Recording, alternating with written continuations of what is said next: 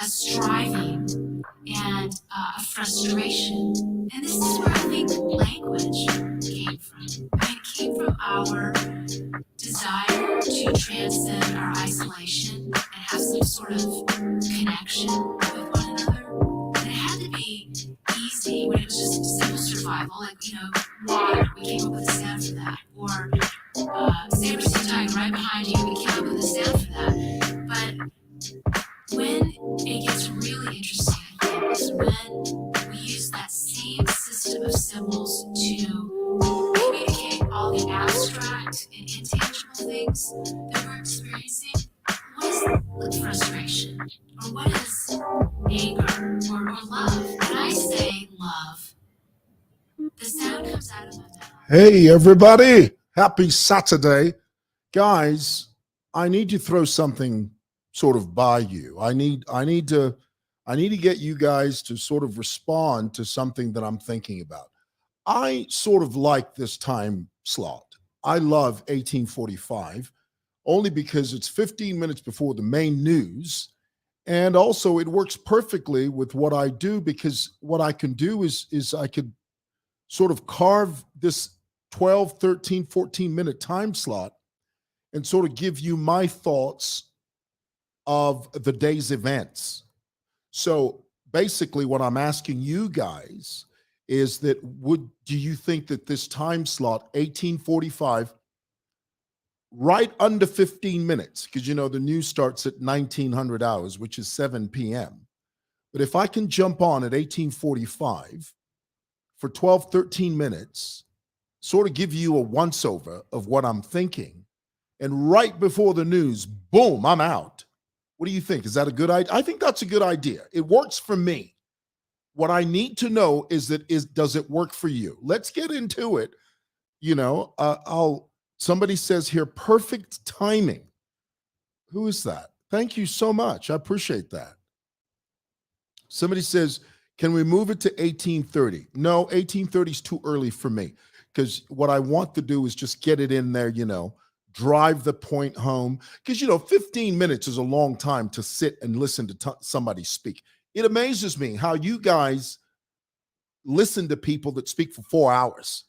I mean, it's incredible. All right, let's get into it. Guys, thank you, wherever you are. Thank you for joining me for a few minutes. I'm going to need about 12 to 13 minutes of your time. And I think we need to discuss this. As you know, as is my custom, what I like to do is to jump on here right before I go home. I'm in my office. We work all the time. Saturdays is usually laid back. Sometimes I'll come into the office later than usual. Sometimes I'll come in at 10, 11, do my thing. And then I'll wait for the traffic to sort of subside. And then about 19:15, boom, I'm out of here. I'm gone.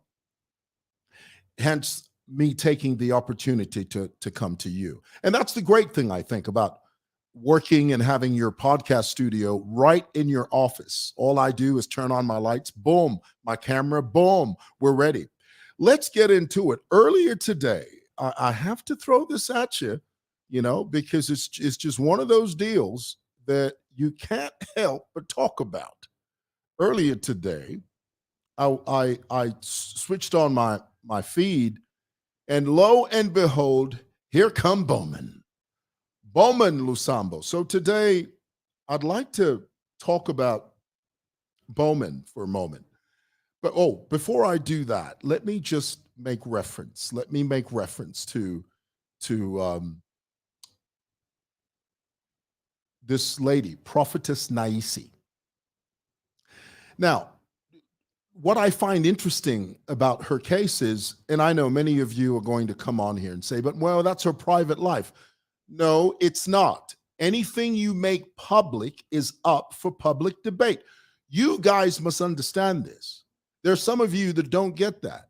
Okay. There's no reason why we should talk about someone's private life when they have deliberately made it private.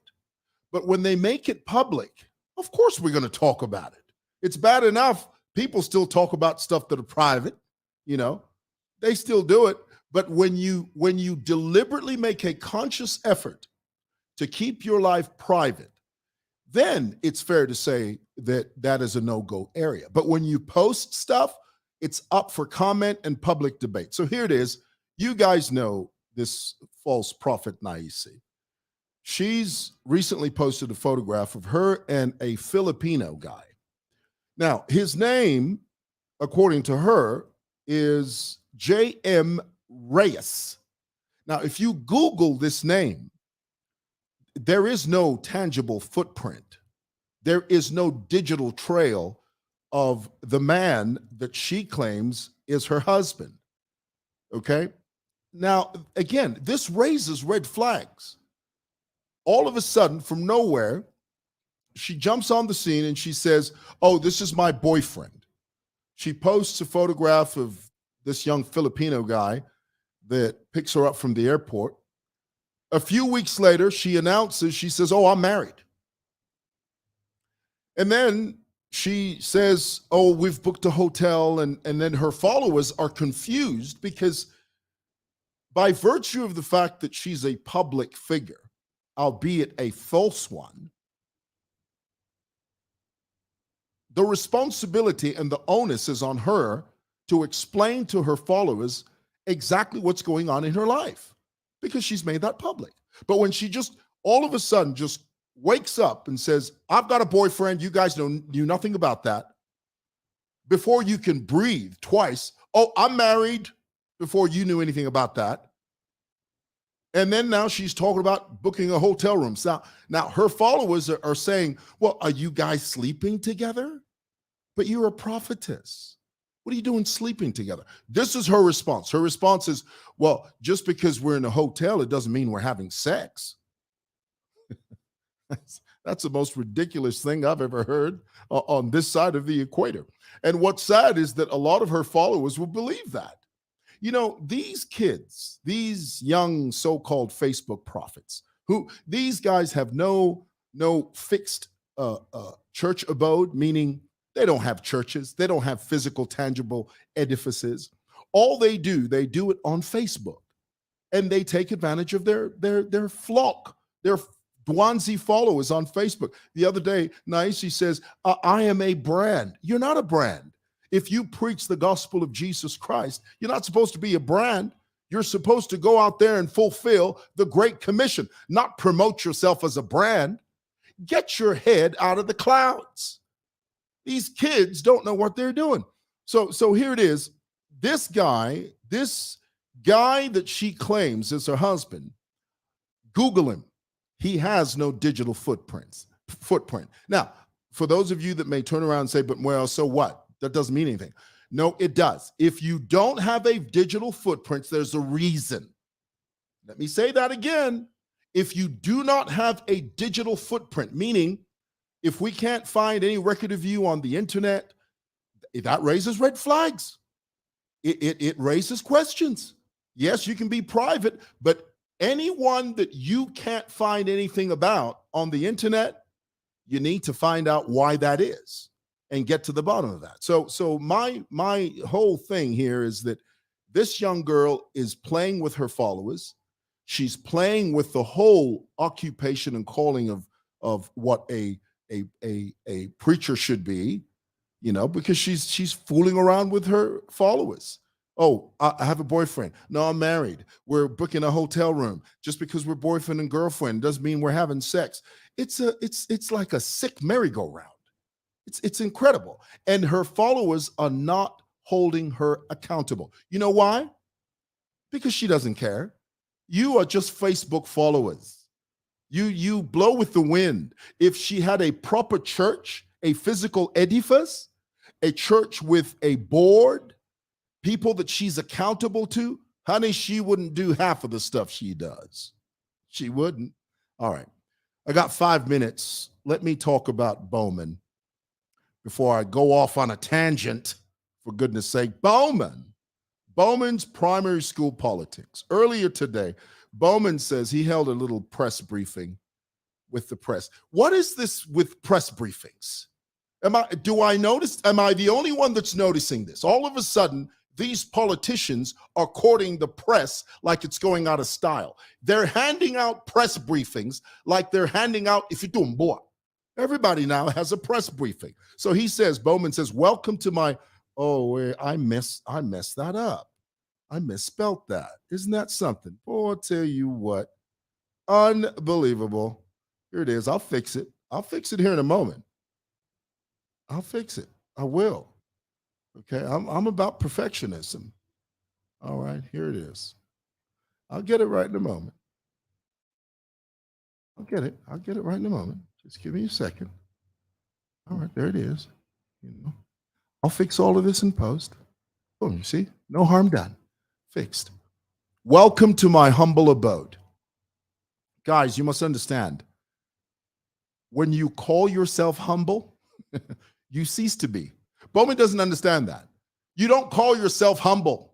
It's like a basketball player saying, I'm the greatest basketball player that's ever lived. You don't get to say that. Other people call you great. Other people call you humble. But Bowman, he doesn't know any of that. Okay, now he said on there, and let's be clear, Bowman does not represent the Copperbelt province. Bowman says, Hakainda Hichilema has failed in the Copperbelt, and I am here to tell you that we're going to give you up until June of this year. Bowman says the people of the Copperbelt and I are going to give Hakainda Hichilema until June of this year, which is basically next month. He says if you don't fix the mess in the Copperbelt, we're going to protest. We're going to stand up and rise up against you. Well, Bowman, I have to tell you this. You served as member of parliament for 6 years, and you represented Kabushi, a constituency that has less than 30,000 people. How in the entire hell are you going to command the entire Copperbelt province? And also, let me say that the Copperbelt province doesn't represent the entire country. We have 10 provinces in Zambia. The Copperbelt only comprises of one of those provinces. And furthermore, Kabushi has less than 30,000 people in it, a constituency that you represented for about 6 years. So how in the world are you going to wake up and say, well, I'm the be-all and end-all. I'm going to wield a protest that's so powerful, it'll make every other protest in this country pale into insignificance. Bowman, sit the heck down, brother. You're making noise and you're messing with my vision. You are. All right. One more couple of comments and then I'll say good night. 2 more minutes before the news. Somebody says, don't forget. This is Bowman gives weird vibes. He does, doesn't he though? Who is this? NMK1. Doesn't he just give those weird vibes? And here's the thing about Bowman. This is what I find amazing, is that when he's speaking, first of all, he does not have a very good command of the English language. Not that that's important. I'm just pointing that out. But you see, when you read his diction, okay, diction, when you read his articles, his diction is different from his verbal dissertation. In other words, what he physically says with his mouth is different from what he writes. We all know good and hell well Bowman has a ghostwriter.